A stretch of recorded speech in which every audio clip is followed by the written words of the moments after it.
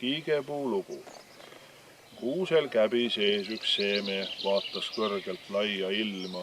Niidud laaned, väike teeke, rõõmustasid tema silma. Näes seda kaunist loodust, tekkis soov tal minna, rännata ja seigelda, näha tervet maad ja ilma.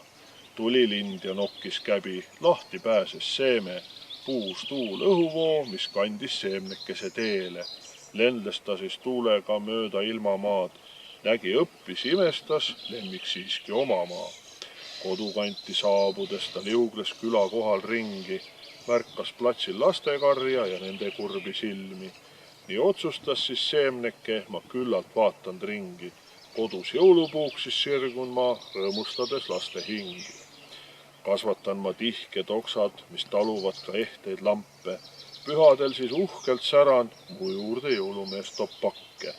Võra hõre, ei tulnud lapsi, ei ühte ega kahte.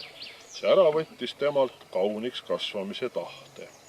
Kuid ühel päikselisel päeval, mil platsil lapsed silkasid, nad puu otsas turnisid ja suurest rõõmust kilkasid.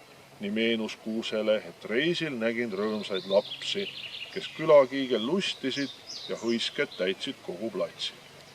Kasvatan siis kõrge sitke tüve, oksad on ju liigsed, et materjali piisaks üheks võimsaks külakiigeks.